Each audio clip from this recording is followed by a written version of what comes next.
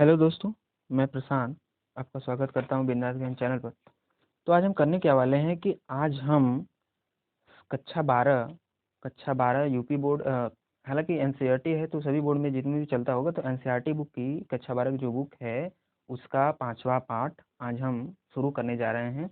और इस वीडियो में हम उसका बेसिक नॉलेज देखेंगे, क्योंकि हमको देखिए गणित जो है जब तक आपको बेसिक नॉलेज नहीं होगा आपको पढ़ने में मज़ा नहीं आएगा।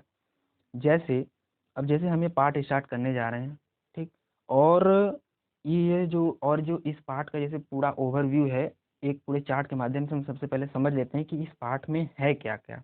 देखिए कुछ नहीं है, ये जो इस पार्ट का मतलब ये जो सांतत्य जो टॉपिक है केवल इतना ही टॉपिक है कि इसका जो सूत्र है ये limit x tends to f x a minus is equal to limit x tends to a plus f x is equal to f a, यही सूत्र है।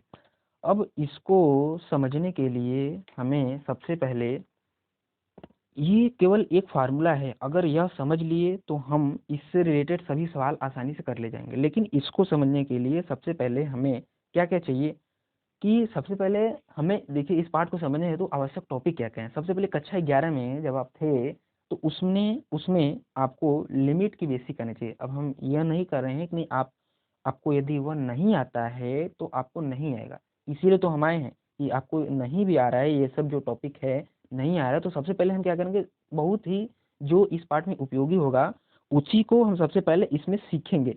जब ये सब सीख लेंगे, क्योंकि देखिए लिमिट सीख लेंगे, उसके बाद फंक्शन की बेसिक, फलन जो है उसका उसका बेसिक इसमें सीखेंगे। जब वो सीख लेंगे उसके बाद फिर कुछ इंपॉर्टेंट ग्राफ होते हैं जो कि बहुत ही ज़्यादा जरूरी है। यदि आपको ग्राफ आएगा तब आपको इस चैप्टर में मजा आएगा। और इसके साथ साथ समाकलन का अनुप्रयोग जो पार्ट है, अगर आप ग्राफ इसी में सीख लिए रहेंगे तो जो समाकलन का अनुप्रयोग पार्ट है उसमें आपको कोई प्रॉब्लम नहीं होने वाली है। तो सबसे पहले हम करने क्या वाले हैं कि इस पार्ट को शुरू करने के लिए सबसे पहले हम पार्ट को आवश्यक मतलब लिमिट बेसिक हल्का फुल्का सीख लेंगे, फिर फंक्शन सीखेंगे, उसके बाद फिर ग्राफ देखेंगे।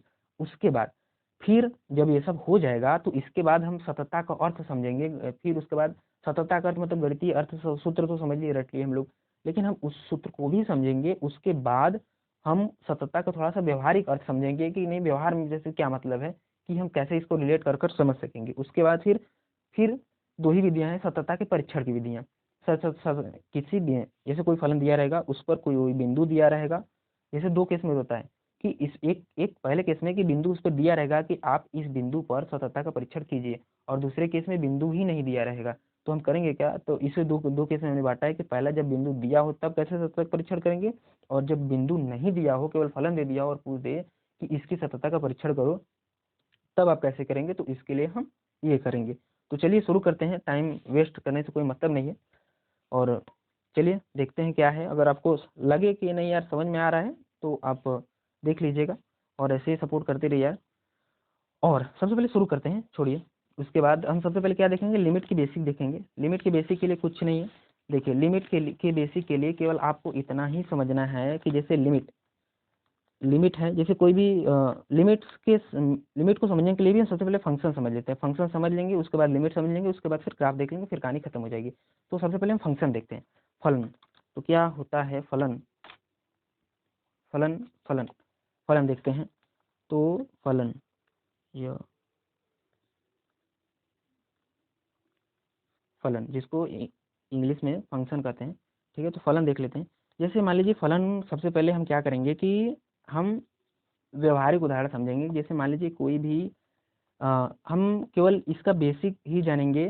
जैसे हमें हमें दे दिया रहेगा कि y बराबर एफ एक्स, हमें यह दिया है। अब y बराबर एफ एक्स में अब हमको समझ में नहीं आता है, जैसे कोई फलन दे दिया एफ एक्स, और एफ एक्स क्या है, एफ एक्स कुछ भी हो सकता है जो यक्स के पद में फलन हो। जैसे एफ एक्स क्या क्या हो सकता है कि y बराबर हो गया आपका साइन एक्स हो गया, y बराबर हो गया x square plus 3x plus 2 हो गया। इसी प्रकार के कोई भी फलन होगा यह हमारा फलन हो जाएगा, ठीक है। और फंक्शन के लिए आप जो रिलेशन और फंक्शन पढ़ेंगे दूसरे पार्ट में, आपको इसका अर्थ समझ में आ जाएगा। बस हम हमारा उद्देश्य इसमें यह है कि बस हम आपको यह समझा दें कि इसमें यक्स क्या है, एफ एक्स क्या है, वाई क्या है, मतलब ये जो पद है वाई बराबर एफ एक्स क्या है। अब क्या करेगा कि आगे वाले पार्ट में इसी का ग्राफ बना देगा। अब आप इसका ग्राफ, जैसे आपको प्रॉब्लम होगी कि नहीं कैसे ग्राफ बनाएंगे, तो इसका मतलब ये है ना, जैसे मान लीजिए हमें दे दिया है एफ एक्स बराबर वाई बराबर में 2x, एफ एक्स ये दिया है। अब फिर मान लीजिए हमको दिया है कि वाई बराबर में 2x, वाई बराबर 2x हमको दे दिया है। अब यह भी एक फलन है, यह भी एक फलन है, तो हमें इसका यह दे दिया कि अब हम करेंगे क्या कि अब इसका इसका अगर हमको ग्राफ बनाना पड़े तो हम इसका ग्राफ कैसे बनाएंगे, और इसका आखिरकार मतलब क्या है, और वाई क्या है, वाई ही एफ एक्स है, वाई ही क्या है, एफ एक्स है, यह थोड़ा समझना होगा। और हम करेंगे क्या, एफ एक्स को या वाई को, इन दोनों को, ये दोनों तो एक ही चीज है, तो इसको हम ये एक ही हैं, इसे वाई अक्ष पर दर्शाएंगे, इसको हम वाई अक्ष पे दर्शाएंगे। उसके बाद इसको हम वाई अक्ष पे दर्शा लेंगे। उसके बाद फिर और इसमें जो हम एक्स का वैल्यू रखेंगे, ये जो एक्स का वैल्यू रखेंगे, एक्स बराबर हम कुछ भी रख दे, 1 2 3 -5 कुछ भी रखेंगे, इसको हम एक्स अक्ष पर लेंगे, मतलब एक्स अक्ष पर हम इसे दर्शाएंगे। अब हमारे कहने का अर्थ यह है कि देखिए, जैसे हमसे किसी ने कह दिया कि वाई बराबर 2x का ग्राफ दें, हमें इस चैप्टर में फंक्शन समझाने का अर्थ केवल इतना ही था कि हम आपको इसमें एफ एक्स और 2x वाई और एफ एक्स का अर्थ समझा सके। देखिए हमको दिया गया है वाई बराबर 2x का हमको ग्राफ खींचना है, ठीक है। तो इसके लिए हम करेंगे क्या कि हम वही काम करेंगे जो कक्षा 10 में हम पढ़ते थे, कक्षा 10 में हम पढ़ चुके हैं। कुछ नहीं करेंगे, सबसे पहले एक्स और वाई वाला डिब्बा बना लेंगे, और वाई क्या है, एफ एक्स है। ध्यान देना हम कैसे बना रहे हैं, अगर आपको यह समझ में आ गया तो इसके बाद फिर आप कोई भी ग्राफ बना लोगे, कोई आपको प्रॉब्लम नहीं होने वाली, ठीक है। तो हम मान लीजिए एक्स बराबर 0 पर वाई बराबर 0 होगा, एक्स बराबर 1 पर वाई बराबर 2 होगा, एक्स बराबर 2 पर वाई बराबर 4 होगा, एक्स बराबर -1 पर वाई बराबर -2 होगा, ठीक है। यह किसके लिए, y बराबर में 2x के लिए है, ठीक है।